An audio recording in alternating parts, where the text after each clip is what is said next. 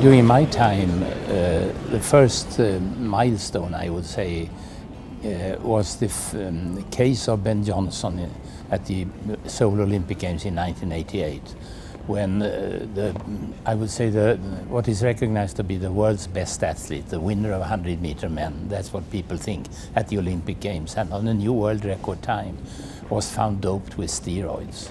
It woke up the sporting world that something needs to be done. This cannot go on.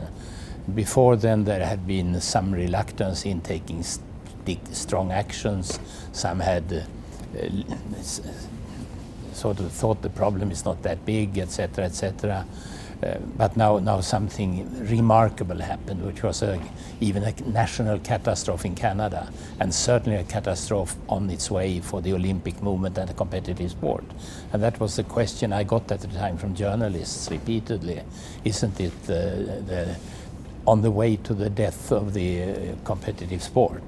So the credibility of sport was at stake. And I responded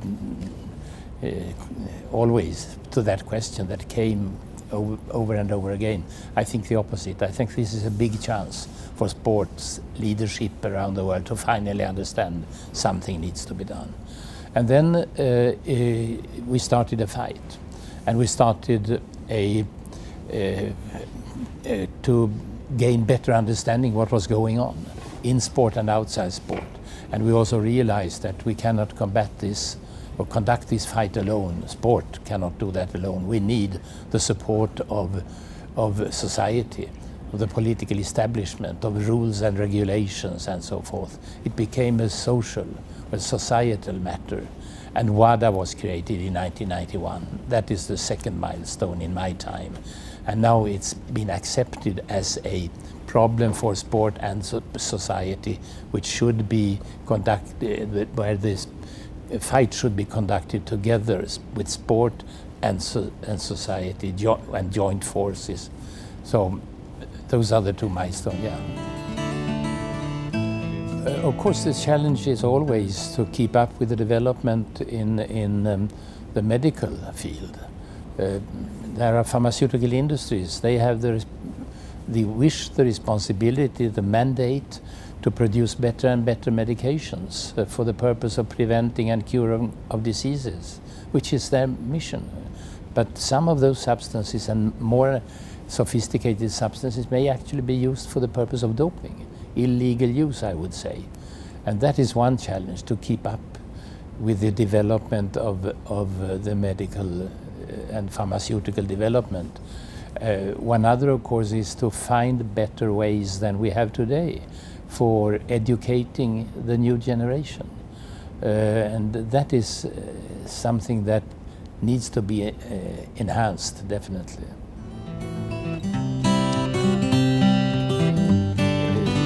Our experience, because we took a strong fight inside sport against doping in sport, then we realized that doping substances and methods are still out there in society, despite the fact that it's not much being used by organized sport any longer in our country. So there is a wide use outside sport, and more countries have come to realize the same thing. In our neighborhood, Denmark has conducted recently a study on this. It's well known now from Canada, from United States, from Australia, and from other parts of the world, that use of substances for the purpose of doping, yes, inside sport, for the purpose of other wishes, namely to look fit, it's a body image matter to use steroids and so forth. It could be kicks, like the use of other drugs that make you feel happy, or the addiction risk is there. So it's become known through the knowledge inside sport that there is a wide use outside sport, which is could be quite dangerous to society as such. And this has been acknowledged more and more. And that is also on the basis that the governments are supporting WADA so much, and not just to support the fight against doping in sport, which is WADA's main mission. It's also their interest to make a broader approach to attack the problem of the use of doping substance also inside society as such.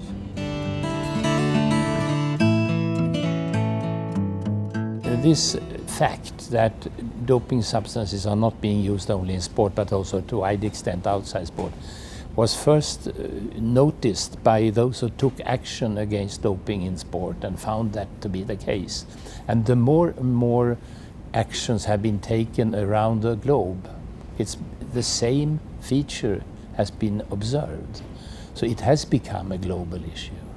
I was, for instance, in Qatar a few months ago, and on a symposium, doping in sport. And they asked, the final question was, what should next topic be when we stage a new conference in 2 years' time? And I proposed doping as a public health issue. And they immediately took that on board because they had noted the same thing even there. So it is a global issue, yes, and to some extent it's a hidden issue which has become exposed through, for instance, the Stockholm Conference in 2012. Out in society, it's, as I said, fashion drugs. It's a part of mixed misuse very often. Steroids make your body bigger, make you look stronger, make you look more impressive. It's a body image matter. It's also a mental matter, or in the sense that some or many of the doping substances do affect your brain, and some may be actually addictive in worst cases. There is an ongoing discussion to what extent steroid use may be addictive, and there are examples that it may well be. So the common problem, of course, is that these are drugs that are being used by people who do not need them to cure any diseases. So when you use medications which are produced for the purpose of preventing or curing diseases, if you do them on non-medical indications, then you always run a health risk, because the side effects may take over. There will be no medical effects because you don't need them. So you solely get the side effects. And if you become hooked on it, then you take larger and larger dosages and you have a drug problem. I think the target group is definitely the young generation. It's the young generation, to educate them about the ethical and philosophical and biological matters related to the use of doping substances and medications as such, by the way. So what we have to do today is to put more effort and ambition on educational programs to be used on the young generation. We have in the sport obvious possibilities because we are dealing with young people. IOC has really infused since 2010 even a Youth Olympic Games, and the third edition will come up in Nanjing in 2014. And certainly education on anti-doping will be a major part of the cultural and educational program associated with the Youth Olympic Games. But the more problematic is, of course, to reach beyond the young sports community. Although many, like in our country, many, if not most, young people do sport in one way or another. But out in the world, it's different. And to reach all the young people around the world with this message is not that easy. There is an aspect also of sports people they have an entourage. They have trainers, coaches, physicians close. The average young boy, young girl doesn't have that. So they are more open to become victims for a dangerous misuse. Because this doping issue became a matter in sport, the knowledge is very much inside the sports community today with respect to effects, side effects, use, how to analyze for it, how to structure a fight against it. All this was developed inside sport, but can of course be transferred as programs to be applied in a larger societal approach. And that is very much a matter of politics. I would say that what is badly needed is there was, in order to support for the society at large, to support the sports ambition to do away with doping, a UNESCO convention was created, which was intended to encourage and make sure that governments support the fight against doping in sport by, amongst other things, appropriate legislation. And that would also cover other types of need, in other types of use in society. So what I would argue, and I've always argued for, I've been 2 times to the Conference of Parties at UNESCO in Paris when there have been discussions about the UNESCO Convention, and I have steadily asked for an implementation of the UNESCO Convention by instituting appropriate domestic legislation around the world in the UN membership, legislation against doping in sport. We have it in my country since 1991, but not many countries have the necessary legislation against doping. So that is something for UNESCO to work on, and I've asked for it many times. To be efficient in the fight against doping, you have to have a means to educate people. If you talk about the society, you have to have a legislation which clearly tells what is allowed and what it is not allowed. So those are 2 essential elements when it comes to doping, the use of doping substances as a public health issue. Sport already has this. We have very much of educational material steadily distributing to the sporting world. We have anti-doping rules. We have control mechanisms in place, testing in competition, out of competition. All this is nowadays pretty well covered, although there is still much that needs to be done on a global basis. But the mechanisms and the tools are there in the hands of the sport. It's not that much in society. They need legislation, primarily legislation and education. Of course, the big 5, IOC one, the IOC example is so fundamental. Our outgoing president now, Dr. Jacques Rogge, a medical doctor, has over and over again emphasized a zero tolerance. Of course, he's a doctor, so but I mean, the sports community today has a zero tolerance vis-à-vis the use of doping substances in sport, and shows a good example. WADA is the body that looks after that the IOC philosophy actually prevails throughout the sporting world. So they are a sort of monitoring body, and the creation of WADA in 1991, as I said, was a milestone, and has developed over these 12 years now, or 13, very favorably.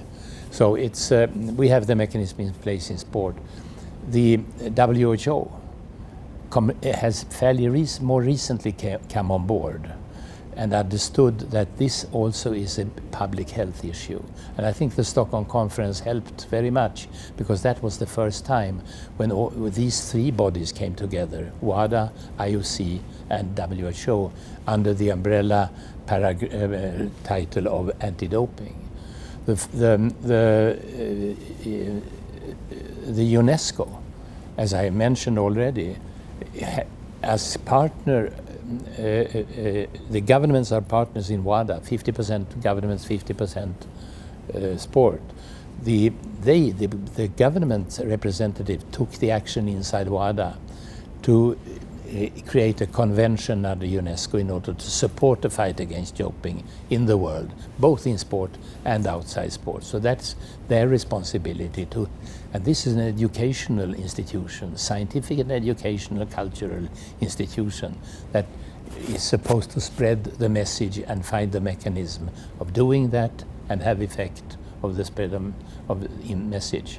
And then Interpol, to be the law enforcement agency, so to say, make sure that proper legislation is actually in place and being enforced in the UN membership. And I know that Interpol is not very satisfied with the situation it is today, and that was in terms of legislation in the world.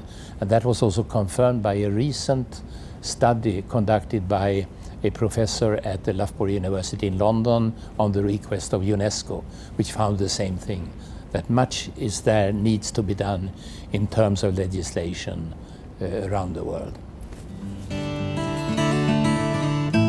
We know that the motivation to become a top sportsman is one mechanism, but there have been investigations, both inside and outside sport, which tell that yes, this is a sort of a fashion drug. It's performance enhancement is one aspect of it. Another aspect is body image and cultural use.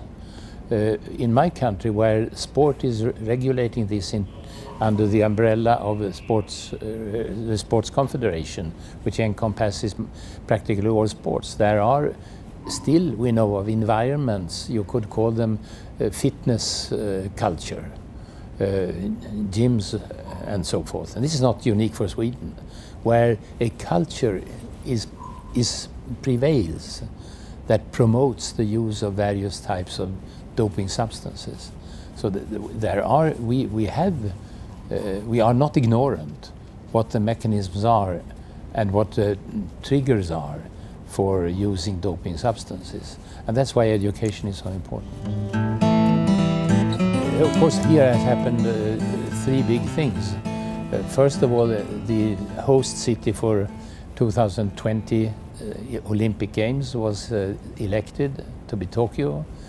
Second, there was a decision about what sports should be included in the traditional Olympic program. And third, we elected a new president. And it's interesting that in relation to all these three decisions that were taken, doping played a role. In terms of, is doping paid attention to? Is doping properly fought against in the host cities? Questions were raised about that. The same with respect to the sport. Do they have efficient doping control programs? And when it came to the president, I repeated, it's one of the batons that the new president takes over from the old one, the zero tolerance against doping. And it's often in Jacques Rogge's speeches, and I hope that Dr. Bach will repeat them, that one of the major commitments that IOC does have is to fight against any sort of doping in elite sport, and so it goes through a little everywhere. It's amazing in a way. I was appointed to take the IOC Medical Commission when the previous chairperson fell ill and died in the 2001-2. So I took over, and the IOC Medical Commission had until then been what WADA is today, namely the Global Anti-Doping Organization. When WADA came on board, which I explained why, the Medical Commission totally reoriented its work, and thereby the structure had to do all the job to make a new approach from a medical point of view, not just an anti-doping. It was the protection of the health of the athlete. That was the umbrella paragraph for us, which includes, of course, to educate against the use of doping substances, but much more. And this has been a fascinating journey over now 12 years, which goes way beyond what should have been, because today you have an age limit for IOC members at 70. That was when I started this back in 2001. So I gone 12 years beyond what was expected. And of course now my time is over, and I leave a legacy, I hope, inside the IOC and in WADA for future aggressive work in the fight against doping. And also I leave, I think, a pretty well-organized IOC Medical Commission, which has been well placed now in the medical scientific community as the top authority in sports medicine related matters, both from a practical and scientific point of view. So I feel I've done my job. Doping is a fact. The use of doping substances is a fact in society, not just sports society. It is something that needs to be studied and if so explained, identified, and suggested what to do about it. I mean, we do it already. I am asking for things that are already going on, but you can always get better and better information. So, and what we have been lacking to quite some extent is an academic approach to the problem. It's been, the approach has so far been very practical in terms of working against it, particularly inside sports and outside sport. But we need to know much more of the details that you have been asking about, like what are the mechanisms behind the start of the use of doping substances? How widespread is it actually? How it is being used? How is our anti-doping messages picked up by the young people of today? Do they care? Those types of questions we don't know. So there is so much that research students at the university level can pick up and make projects about. Oh my God, it's an open box. So just pick some few questions, and you will have a very good academic research projects to devote to.